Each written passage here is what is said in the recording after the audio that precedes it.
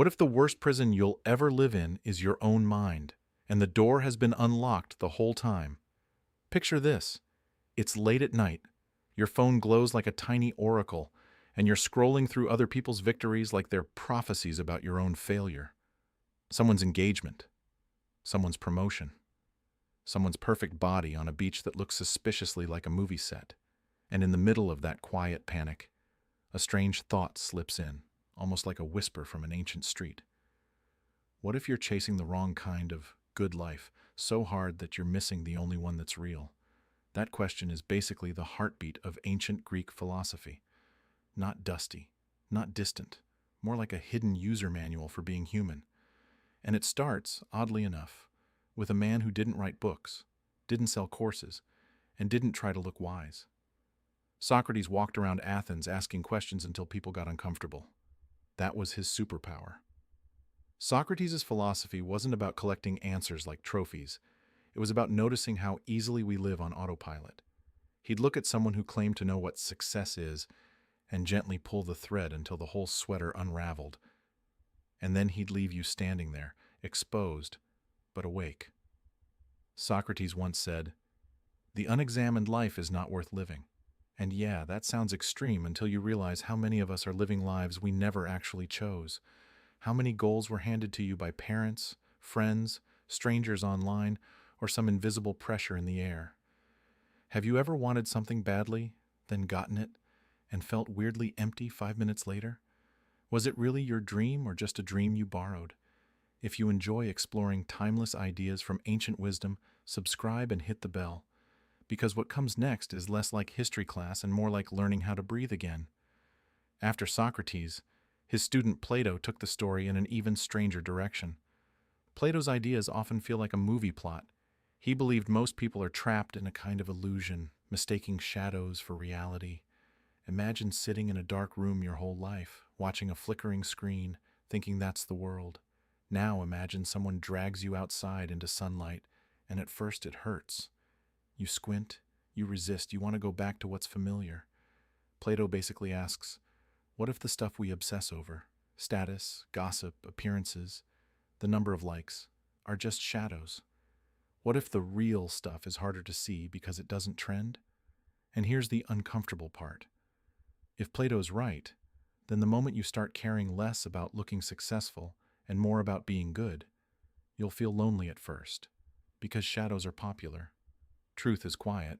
But when was the last time you felt truly proud of yourself? Not because someone clapped, but because you acted with courage when no one was watching. Then comes Aristotle, who feels like the friend who actually helps you put your life back together. Aristotle didn't just ask, what is the good life? He asked, how do we build it on a random Tuesday? He thought happiness wasn't a mood like a dopamine hit, but a practice like fitness. Not, I feel happy, but I live well. In Aristotle's world, you become brave by doing brave things a little at a time. You become kind by practicing kindness until it becomes part of you. He called it virtue, and he treated it like a skill you train. Think about that. What if your personality isn't a fixed label? What if it's a collection of habits you can edit? So when you're anxious before a presentation, Aristotle would probably say, don't wait to feel confident first. Act like the person you want to become, even with shaky hands. When you're stuck in a relationship loop, chasing people who can't meet you, he'd say, your choices are building your character like bricks. Are you building a home or a trap? But not everyone in ancient Greek philosophy thought the good life required big achievements or public honor. Epicurus shows up like a calm candle in a loud room. People hear his name and think he meant endless pleasure, like some ancient party promoter. But Epicurus was almost the opposite. He believed happiness was simpler than we make it, and that most suffering comes from unnecessary desires. Not food, shelter, friendship, those are real needs. He meant the endless hunger for more approval, more money, more proof that you matter. Epicurus would look at your stress and ask, is this pain coming from life or from your expectations of life? Is your mind demanding a story where everything goes perfectly? And if it's not perfect, you think it's broken? He'd remind you that the most powerful luxury is peace. A quiet meal, a friend you can be honest with, a mind that isn't at war with itself. And then you meet the Stoics. Stoic philosophy is for the moments when life doesn't ask permission before it changes, when you lose something, when someone disappoints you, when plans collapse, when your chest tightens at 2 a.m. and your brain starts writing disaster fan fiction about the future. The Stoics didn't promise you control. They promised something tougher and better: clarity. Epictetus, who was once enslaved and still became one of the sharpest minds of his time, said, "It's not things that upset us, but our judgments about things." Let that sit for a second. Not the email, not the breakup, not the awkward comment you made, the story you tell yourself about it. This means I'm worthless. This means I'll never be loved. This means I'm doomed. The Stoics would ask, is that true, or is it just a thought that feels loud? They drew a line between what's up to you and what isn't. Your effort, your honesty, your response, those are yours.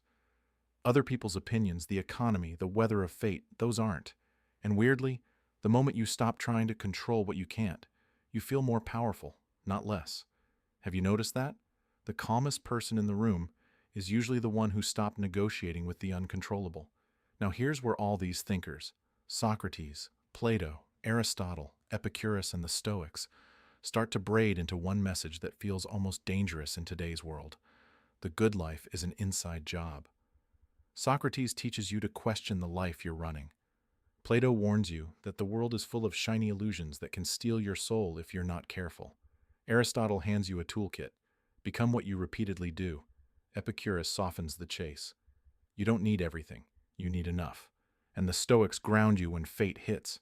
You can't command the storm, but you can command the helm. So when you're at work, stuck in ambition that never rests, ask yourself, am I climbing a ladder that's leaning against the wrong wall?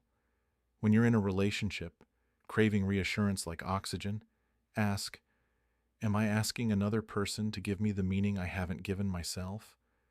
When anxiety starts predicting catastrophe, ask, is this a real threat or just a loud imagination? And I'm curious, do you agree with the Greeks here?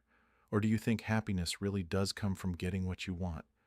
Drop your perspective in the comments, because this is one of those questions where reading other minds helps you examine your own. Maybe Greek wisdom isn't about living like an ancient person. Maybe it's about refusing to live like a sleepwalker. Because the shocking twist is this: the philosophers weren't trying to make you smarter. They were trying to make you free, free from automatic desires, free from other people's shadows, free from the panic that comes from chasing control, free enough to choose virtue, reason, and peace, even when the world is loud. So here's the takeaway, simple and human. The good life isn't found in a perfect timeline. It's built in small choices: what you value, what you practice, what you let go of, and how you respond when fate doesn't care about your plans. That's ancient Greek philosophy at its most alive. If you enjoyed this journey into ancient Greek philosophy, subscribe to the channel and join us as we explore timeless ideas that still shape how we live today.